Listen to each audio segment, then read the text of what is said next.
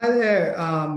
Welcome everyone to the roundtable to discussion on solar and the triple bottom line for your business. Thanks everyone for attending, and thank you to the Wilmington Business Journal for putting on this great virtual conference.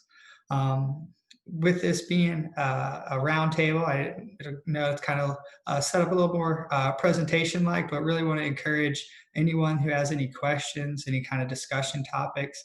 Feel free to jump in at any time. I am going to go to a little bit of a presentation, but hopefully we can just use that as a guideline, and we can jump off at any point if someone wants to get a particular question answered or has something they're interested in discussing along the lines of solar or kind of that triple bottom line approach for your business.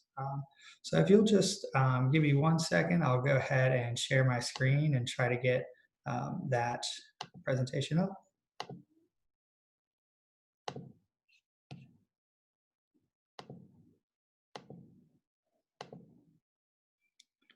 All right, so hopefully everyone can see that. Looks like the screen is being shared. Um, we're going to look at basically a model for success, not only in your profit of your business, but also how to kind of approach it sustainably and taking into account kind of all factors. They call it like a three-legged stool, I guess, a lot of times for long-term sustainability and success. You see a nice picture there. That's one of our customers, Coastal Beverage, off 421 at the Pender Industrial Park. So obviously, a really successful in the business in the area. It's been here a really long time. Who's not only kind of thinking about what they're doing day to day, but also thinking about how they can continue to be successful many years into the future. My name is Robert Parker. I grew up here in Wilmington, North Carolina. Went away for school for a little bit, but other than that, I've lived here my whole life. And I joined Cape Fear Solar in 2015. Cape Fear Solar has actually been around since 2007. We started off mainly just helping folks with residential solar projects, but the commercial side of it, helping install some of these systems for businesses, has grown quite a bit in the past few years as well. So that's what we'll kind of focus on today, is maybe what's the attraction to that approach, and how they are taking that holistic look at the business model and how solar gets incorporated into that sometimes. So when we look at the triple bottom line, it's the kind of three things that many business owners, I think, are taking into account, whether they know it or not. But and then many also like are purposely looking at this at all their different business strategies. Of course, number one being the people, both the customers that you serve, as well as your employees, making sure you're meeting the needs and demands of your customers, and also having things go well for your employees and um, uh, treating them well and contributing to their success. And then that's kind of second component that a lot of businesses, are some more so than others, being deliberate about it. But really, when it comes down to it, I know many businesses are thinking about this, whether they maybe think they are or not, just kind of being a steward of the planet and a steward of their environment. I think very few businesses would argue with the fact that they like to have their particular area, like their business front and things like that, clean and presentable. So this is just taking that maybe to the next level of, hey, we want to have our business run clean, like be an enjoyable place to be. Our business exists in a greater framework than just maybe our brick and mortar area right here. How can we affect that change and be an example here, but and have that spill out into our wider community and continue from there across the planet. And then, of course, uh, many businesses, if you're not a nonprofit, I mean, the bottom line is to make money as well. So just kind of looking at these three things, how they all contribute to each other, and kind of work together to make a successful, solid business. So yeah, you're looking at both the financial health and profits of the business, and measuring that impact, a lot of times those profits kind of can help you have more impact, but also how that's affecting your folks, your people that you're working with, and the planet around them. So this is just, I guess, a little bit about kind of where the word came from, and I guess it does have a little bit of an exact definition too, but kind of want to stick to the fact that this is something that we can all think of, whether we approach it in an exact manner or it's just a little bit more nebulous of, hey, these are all things that I'm thinking about. How does sustainability get incorporated into that? Of course, it's probably been it has been important for businesses for decades and decades to think about all these different components um, of it running a successful business. But more and more, the actual kind of the buzzword of this and the need for sustainability has become maybe a little bit more public facing or a little bit more outward of how uh, they're focusing on things. So it not to say that it wasn't important in the past, but it can maybe be argued that this is kind of the standard for business today to make sure you're thinking about all these different things. Um, One thing that is important, for the sustainability of the business model is to think about the entire life cycle of the process, the entire life cycle of the product that you're working with, and how that goes. Kind of where solar can come into this component is you're thinking about, okay, how is my building functioning as possibly, a working system, or like how like an organism works. Every component affects another part of the greater whole. So when you're thinking about, okay, I know that I want to have always working lights. I want to have possibly efficient lights. I want to have all my equipment come on when I want it to come on. I want to have good air quality within my building to keep my folks healthy, and even better, have efficient HVAC systems, efficient air quality systems. So I know that all of this is going to have to be powered somehow. It doesn't just run on its own without power. So when I'm thinking about the life cycle and the process of the building functioning, having possible generation on site, which could also be wind, it could also be some other things, but kind of what is the easiest to implement on the building scale has proven to be solar. So that kind of helps you approach it. Okay, how is I'm going to power all these things and maybe not break the bank while doing it. Solar can kind of come in as a factor there. The other thing we were thinking about the life cycle and the process of the building is to have the ability to have those things come on at any time, the resiliency of them. We're of course in an area with storms, with hurricanes. And if we're shut down without power for a lot of times, that affects, all parts of your triple bottom line. You are not able to serve the people that you need to serve, possibly. If you're, a place with kind of critical infrastructure, food or something like that. You also, or people aren't able to work possibly at that time without electricity. And then, of course, you're not making money if you're not able to work.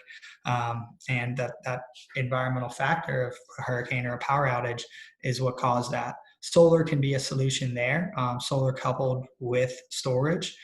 So what's coming to be kind of more and more popular in the solar space is to not only have your panels on your roof that produce electricity and save you money, but also have a battery bank that if the power goes out, you're like islanded from the grid, your own kind of resilient microgrid.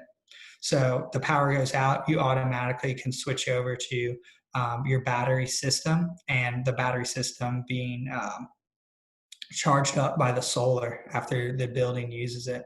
So a big one that we're seeing a lot of is the Tesla power walls that are located behind me. If you're able to see that part of it, I can kind of show a better image of it later.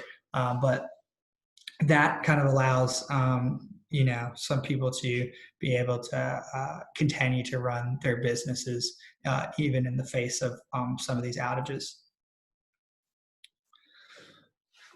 Again, the kind of people and planet part can a lot of times go hand in hand when you have folks that you're wanting to engage in kind of your day-to-day processes of your business.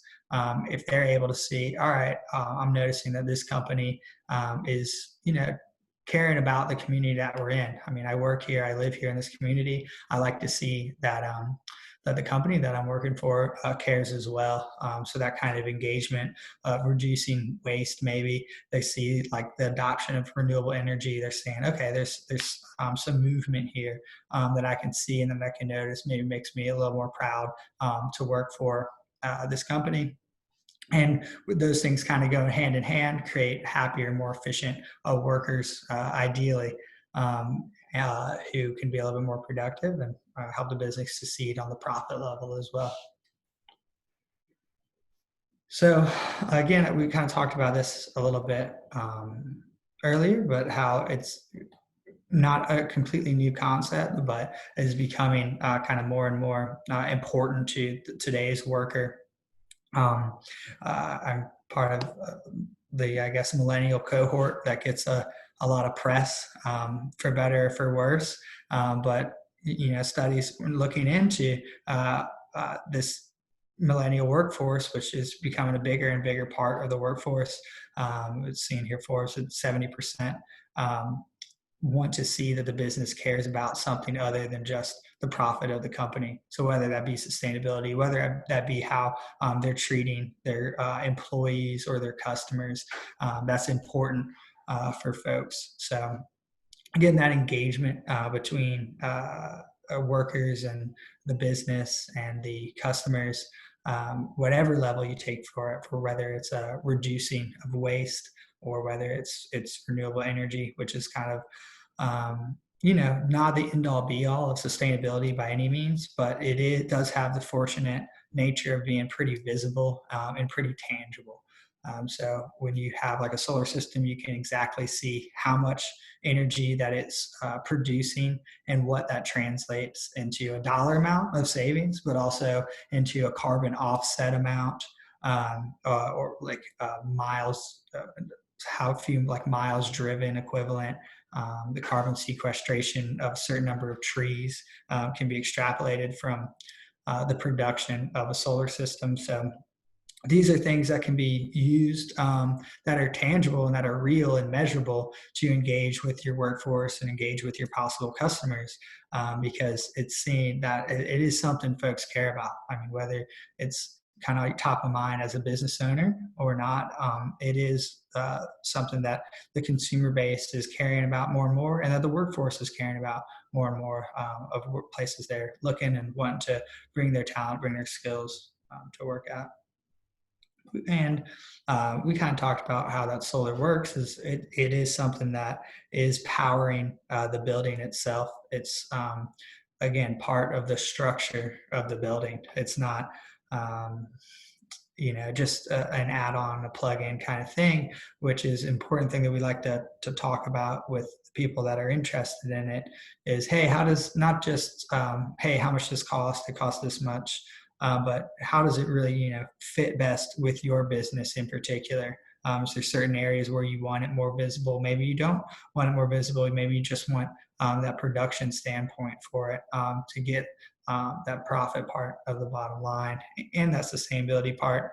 But it can be used, for engagement as well, for kind of that employee interest and employee motivation factor for sure, and engagement. And you're seeing this on a level, locally with quite a few companies, like including Coastal Beverage and Live Oak Bank, Mad Mole, Copycat Print Shop, Demand Marine Power near the port. There's quite a few companies that have brought it on locally, but nationally you see it on an absolutely huge level in terms of all the the big tech names of like Apple, Google, and Amazon, Facebook have commitments to 100% sustainability, 100% renewable energy. And as we all know, they have a pretty tough competition for talent and their workers. I mean, they have a really large workforce, and retaining and keeping that workforce is a really important thing for them. So not only do they recognize that, okay, my customers maybe care about this, but the people that I'm trying to get to work here also care about this. So we want to make sure that it's known and it's seen as a deliberate thing going forward, that we're incorporating sustainability into our model. We're incorporating that planet leg of the triple bottom line of the three-legged stool into our daily practices. And again, solar is not by any means the only way to do this, but it's certainly a way that those large companies are tackling this task. And it's a way that, again, is visible and measurable for that portion of the triple bottom line. Again, here's Mad Mole, located off Oleander. They obviously the employees there are really excited about the brewing, and that kind of thing comes with a lot of passion to be interested in the kind of beer subject. I personally don't know a whole lot about it, but definitely see the passion from a lot of people who are interested in the kind of science and the art behind brewing beer. And when they were putting together their tanks, they wanted to think about, okay, hey, we're doing an all electric system for certain reasons. What's a way that we can make that system maybe more efficient from a cost standpoint, because we're going to be bringing in a lot of electricity. And then what's another way that it can also be a little bit more sustainable? Is a community that they care about, being right next to the beautiful spot on the water, knowing that climate change, sea level rise is a very real thing for them. What's the way that they can kind of lead by example there? And then finally, is this going to be kind of a cool thing to separate us and have customers possibly notice us? So that's one where that all those factors really went into their decision-making process of putting up a solar system. Both kind of the profit. I mean, they spend a lot less money on electricity now with a fully electric brewing system. It's producing a ton of clean energy for them that would be from coal-fired plants otherwise, or we have a lot of natural gas, nuclear here as well, which can be good. But they know exactly where that source is coming from and can be 100% sure that it's clean. And it's certainly sparked a lot of community interest and individual employee morale. I know they won a contest not too long ago of kind of America's favorite solar brewery. It was just a voting contest. So it had to be kind of like a grassroots movement, and they got the most votes from like a mid-sized brewery around the country. So that was pretty cool that they were able to win that. And, that drove a lot of engagement for them. Definitely kind of got a few crowds in there, I'm sure, a couple of times as well.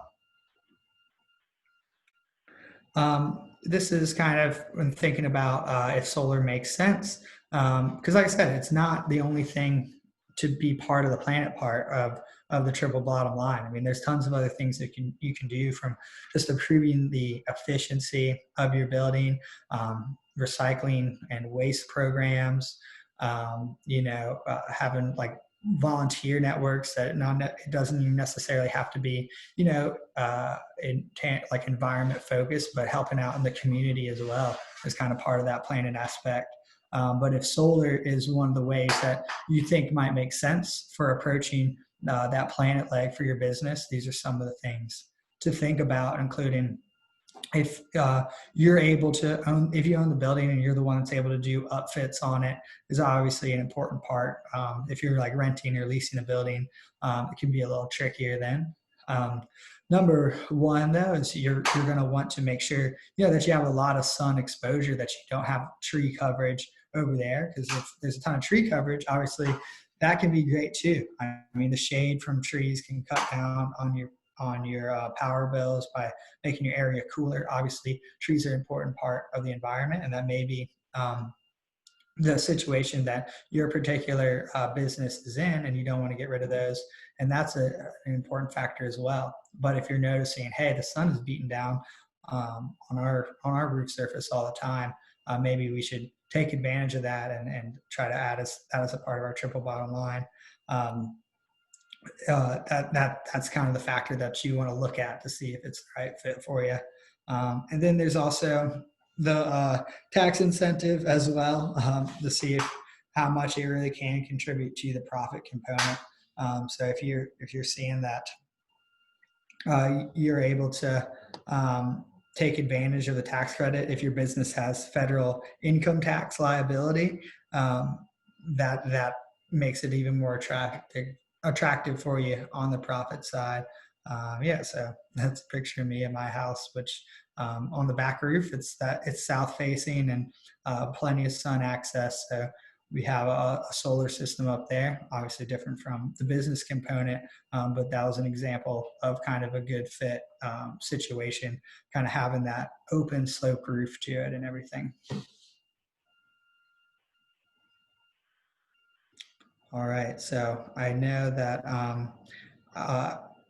we kind of talked a lot going through there, but I hope maybe that can spur a little bit of discussion. I'm gonna try to open up the chat and see if we have any questions.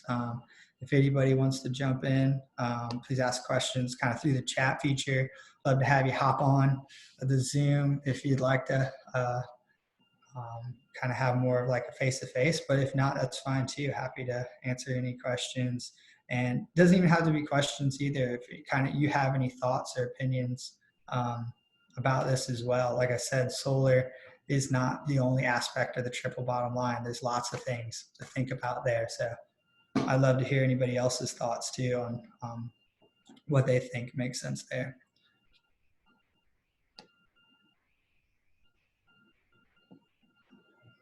And of course, we have a cool picture of Wrightsville Beach here. Got a few systems down there. So if anybody's driving by, those are always interesting to look at.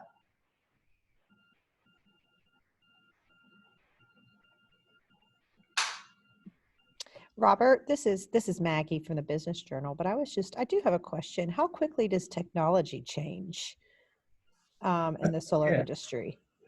That's a really great question. The technology is always changing and always evolving.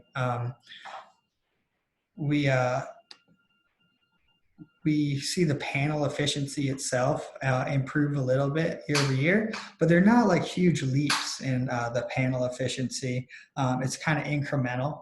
So like the most powerful panels on like the residential scale we were putting in maybe 5 years ago or so when I started were about like 345 watts.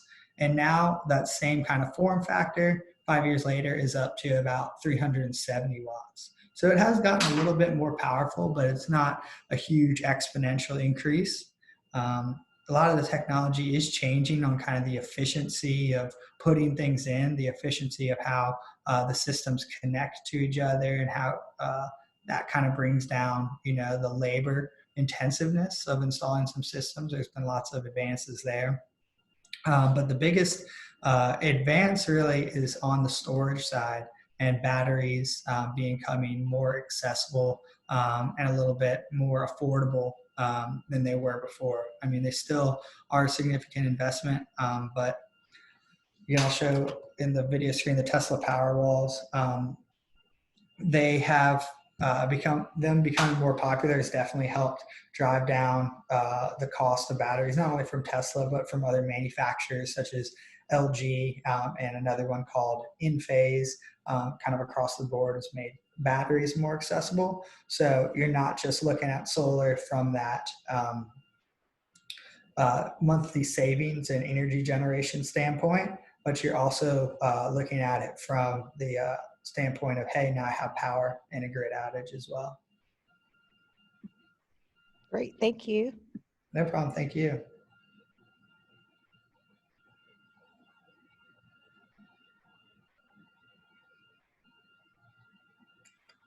Right, well, if no one has any questions, I definitely want to encourage y'all to check out us at our website. There's lots of information there, kind of learn more about solar. We have YouTube channel with a lot of videos you can check out of similar systems and stuff. And then if you have kind of particular individual questions that you maybe think of in the future, definitely feel free to reach out to me individually, to reach out to us as a company. We definitely feel like it's our responsibility to give folks as much information as we can, whether they're purchasing solar or not, or maybe just have some questions. We're always happy to help there. And another way that you can reach out to Robert today on an individual basis is to visit him maybe at the booth, or schedule a meeting with him during the expo that is open until 5 o'clock tonight. So Robert, I want to thank you so much for joining us and sharing your information on solar, and I've learned a lot, and I'm sure others have as well. And we look forward to seeing you again sometime soon. Yeah, thank you so much. I appreciate, again, y'all putting this on, and thanks for your help with me getting everything set up. Not a problem, not a problem. Thank you all for attending, and we appreciate you joining us for this session, and we hope that you'll stick around and make meetings and check out all of the exhibitor booths during the show today. So we will see you next time. Hopefully next year at the Business Expo, we'll be able to bring it back in person. But overall, we appreciate your participation. All right. Take care, everyone. Bye. Thank you. Thank you, everyone.